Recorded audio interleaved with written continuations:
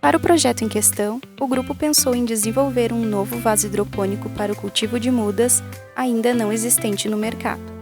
O mesmo é feito em uma impressora 3D, com um material PLA que, diferentemente de outros materiais, não é derivado do petróleo, tornando também o vaso mais resistente comparado aos vasos tradicionais do mercado, contribuindo para a redução de custos e sustentabilidade do produtor. Olá, então estou aqui para falar um pouco do projeto do nosso grupo Semeando Amanhã. Então, nós identificamos que os agricultores e produtores que acabam utilizando o formato de hidroponia utilizam um vaso hidropônico de um material que não é sustentável, ou seja, de um plástico muito frágil, onde acaba tendo muitas reposições. Então, nosso grupo colocou como objetivo desenvolver um novo formato de vaso, com um novo design, um novo material, que nesse caso aqui é o PLA, que aí é um material que não é derivado do petróleo, e sim um material mais sustentável e mais resistente. Então, o nosso grupo teve como uma premissa reduzir o número de reposições que esses agricultores viriam a ter, promovendo então a sustentabilidade e apresentando a nova tecnologia, que é a impressão 3D, pois muitas vezes eles têm um acesso limitado a essas novas tecnologias. Então, para falar um pouco mais sobre as medidas e o material, vou convidar agora meu colega para dar sequência. Bom, vou comentar um pouquinho a respeito do nosso projeto, que é o copo hidropônico na impressão 3D. Primeiramente, falar um pouco sobre impressão 3D e logo depois sobre a escolha do material que a gente optou para a produção do copo hidropônico. Bom, a impressão 3D ela começa com o cliente. O cliente nos procura, nos passa as informações necessárias da peça que ele precisa, Nós criamos um esboço dessa peça, um software de desenho. Após a aprovação dele, nós salvamos essa peça no arquivo compatível com a impressora 3D, que seria o STL, e colocamos para imprimir. Como funciona a impressão? Primeiramente, a gente escolhe o material, que seria o filamento, a matéria-prima. Nós introduzimos esse filamento, que é um fio plástico, num tubo da máquina, até chegar no bico dela, que seria a extrusora. Esse bico ele é aquecido a uma temperatura de 190 a 260 graus. Essa temperatura varia de acordo com o material que a gente vai trabalhar. Como o filamento existem vários tipos, tem temperaturas diferentes também para cada tipo de filamento.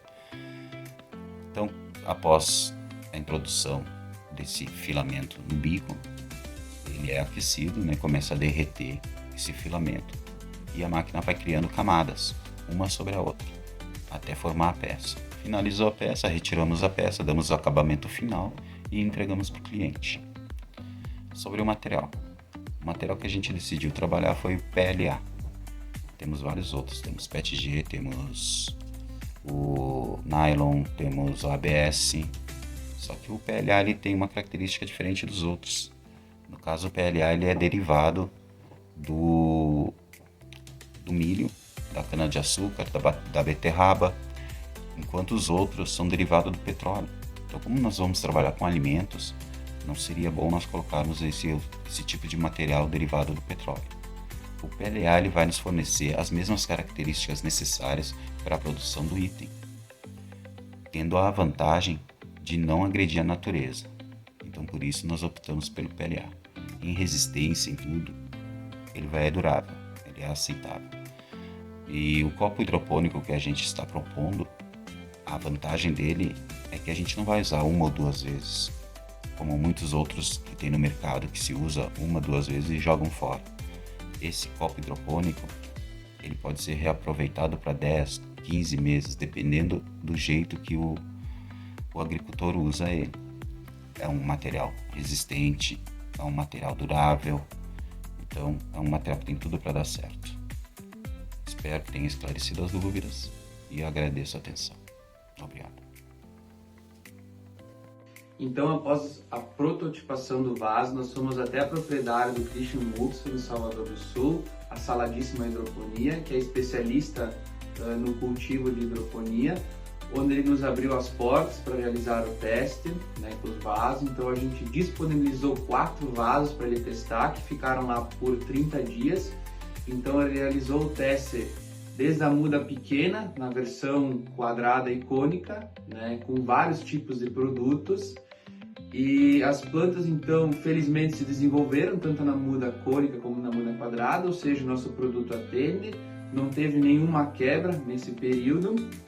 A única observação que ele fez é que para os proprietários que utilizam a muda cônica atende 100% pelo formato de encaixe, e para os agricultores que utilizam a muda quadrada nós teríamos que fazer um ajuste aqui na abertura, mas de qualquer forma a planta se desenvolveu, e em função do tempo do projeto a gente não fez essa alteração, pois concluímos que o vaso sim, ele pode ser então comercializado e atende às necessidades desse tipo de cultivo.